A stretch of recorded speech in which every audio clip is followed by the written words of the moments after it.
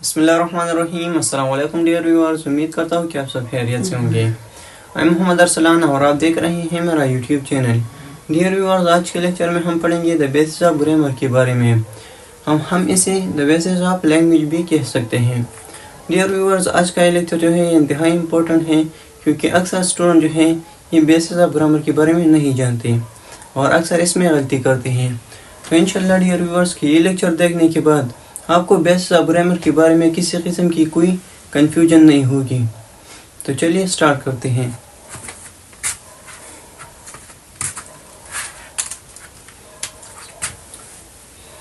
The basis of grammar. सबसे पहले इसमें है अल्फ़ाबेट कि अल्फ़ाबेट क्या होती है। तो अल्फ़ाबेट की डेफिनेशन हम इस तरह कर सकते हैं कि the group of letters from A to G. ये ए से लेकर जेड तक लेटर्स के ग्रुप को हम अल्फ़ाबेट कहते हैं। डियर व्यूअर्स, ये भी याद रखिए कि अक्सर स्टूडेंट जो हैं ये इसमें भी गलती करते हैं कि वो नहीं जानते कि लेटर्स और अल्फ़ाबेट्स के दरमियान जो बेसिक डिफरेंस है वो इसके बारे में नहीं जानते। फॉर एग्जांपल, मैं यहाँ 3 लेटर्स लिखता हूँ A B C. Dear viewers, यहाँ पर मैंने 3 लेटर्स लिखे हैं ए बी सी, लेकिन अक्सर स्टूडेंट्स कहते हैं कि ये अल्फ़ाबेट ए है, अल्फ़ाबेट बी एंड अल्फ़ाबेट सी। तो डियर व्यूअर्स, ये याद रखिए कि हम सेपरेट लेटर को अल्फ़ाबेट नहीं कह सकते, बल्कि कंप्लीट ग्रुप ए से लेकर जेड तक हम फिर उसी अल्फ़ाबेट कहेंगे। अगर मैं आपको एक जनरल एग्जांपल दूं कि फॉर एग्जांपल मैं स्कूल जाता हूं और फिर मैं वहां पर एक 5th क्लास में एंटर होता हूं और क्लास में मुख्तलिफ स्टूडेंट्स होते हैं। मैं एक स्टूडेंट से कहता हूं कि stand up class 5th and introduce yourself.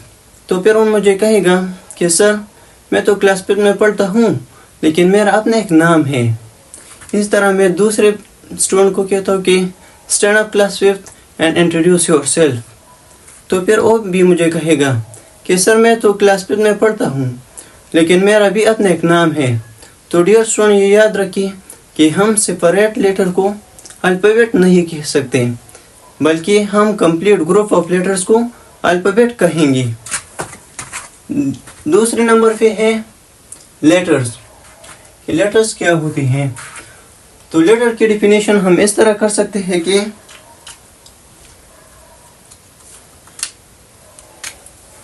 Individual symbols that make up words. तो लेटर्स बेसिकली इंडिविजुअल सिंबल्स होते हैं, अलामात होते हैं जिससे अल्फाज बनते हैं। डियर व्यूअर्स, ये याद रखिए कि हम इंग्लिश लैंग्वेज में लेटर्स को 2 हिस्सों में डिवाइड करते हैं। एक होते हैं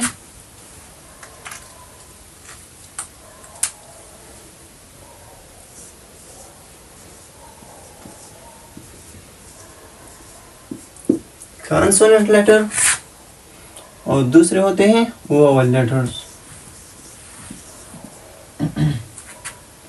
वोवल लेटर्स, कॉन्सोनेंट लेटर की तादाद जो है ये 21 है और वोवल जो है ये 5 नंबर है। ए, ई, आई, ओ, यू, ये 5 जो है ये वोवल है। डियर स्टूडेंट, ये भी याद रखिए कि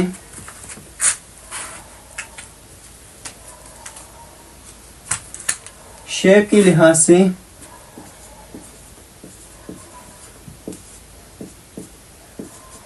(26) लेटर्स हैं, लेकिन साउंड के लिहाज से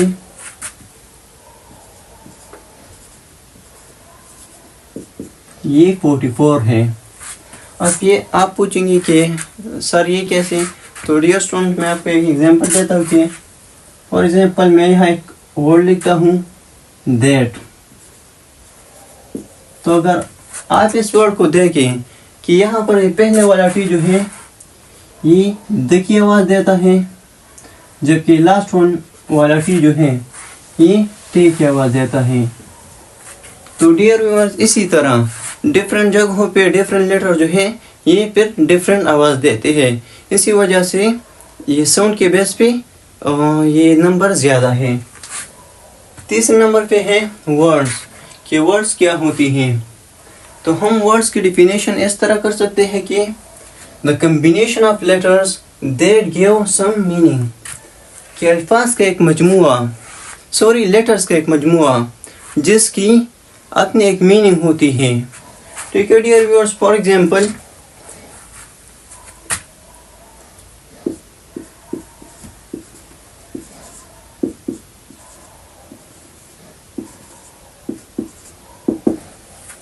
मैं यहाँ पर एक वर्ड लिखता हूँ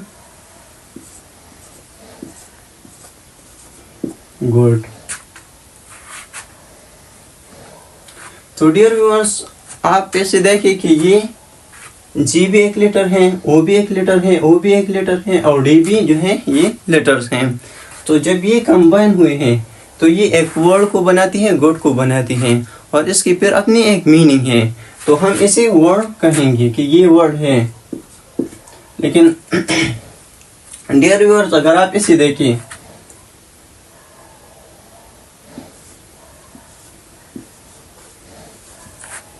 ये भी जो है कम्बिनेशन ऑफ लेटर्स है कि ओ जी और डी जो है ये कंबाइन हुई है, डिफरेंट लेटर जो है ये कंबाइन हुई है, लेकिन इसकी जो है मीनिंग नहीं है, ये हमें एक मीनिंग नहीं देती। तो डियर स्टूडेंट, ये लेटर नहीं है, वर्ड्स नहीं है। तो होपफुली कि आप वर्ड को जान गए होंगे कि ये वर्ड्स हम किसे कहते हैं। नेक्स्ट है सेंटेंस के। सेंटेंस क्या होती हैं? तो सेंटेंस की डिफिनेशन हम इस तरह कर सकते हैं कि the combination of words that give complete meaning, कि वर्ड्स की या अल्फाज की इस तरह कम्बिनेशन जो हमें पूरी मीनिंग दे, कंप्लीट मीनिंग हमें दे। फॉर एग्जाम्पल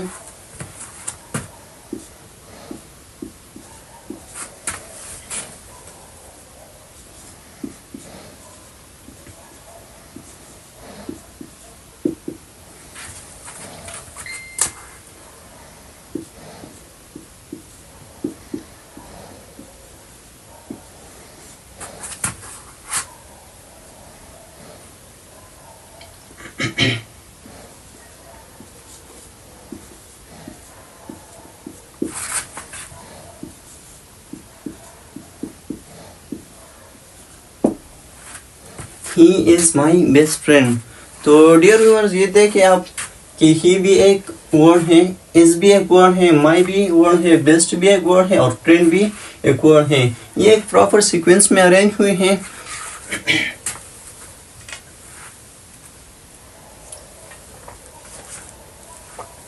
ये प्रॉपर सीक्वेंस में अरेंज हुए हैं और फिर हमें एक मीनिंग दे रही है कि ही इज माई बेस्ट फ्रेंड, वो मेरा बेहतरीन दोस्त है। तो फिर हम इसे सेंटेंस कह सकते हैं। ठीक है डियर व्यूअर्स, अब लास्ट वन जो है ये है लैंग्वेज, कि लैंग्वेज क्या होती है। तो लैंग्वेज की डिफिनेशन हम इस तरह कर सकते हैं डियर व्यूअर्स के the system of communication, the source of communication that uses sentences to convey meaning and express thoughts, ideas and feelings. Language जो है ये सेंटेंसेस को इस्तेमाल करती हैं ताकि हम एक दूसरे से बातचीत कर सकें। और बेसिकली ये एक सोर्स ऑफ कम्युनिकेशन होती है या सिस्टम ऑफ कम्युनिकेशन होती है जिसके ज़रिए से लोग आपस में बातचीत और अपनी ख्यालात का तबादला एक दूसरे से करते हैं। तो होपफुली डियर व्यूअर्स कि ये लेक्चर आपको पसंद आई होगी और कंप्लीट समझ आई होगी। डियर व्यूअर्स, आज के लेक्चर में हमने क्या पढ़ा? हमने पढ़ा कि अल्फ़ाबेट्स क्या होती हैं, लेटर्स क्या होती हैं, वर्ड्स क्या होती हैं, सेंटेंसेस क्या होती हैं और लास्ट में हमने पढ़ा लैंग्वेज के बारे में कि लैंग्वेज क्या होती हैं। तो डियर व्यूअर्स, इंशाल्लाह मिलते हैं नेक्स्ट लेक्चर में। तब तक के लिए अपना ढेर सारा ख्याल रखें और अगर आप मेरे चैनल पे नए हैं तो मेरे चैनल को सब्सक्राइब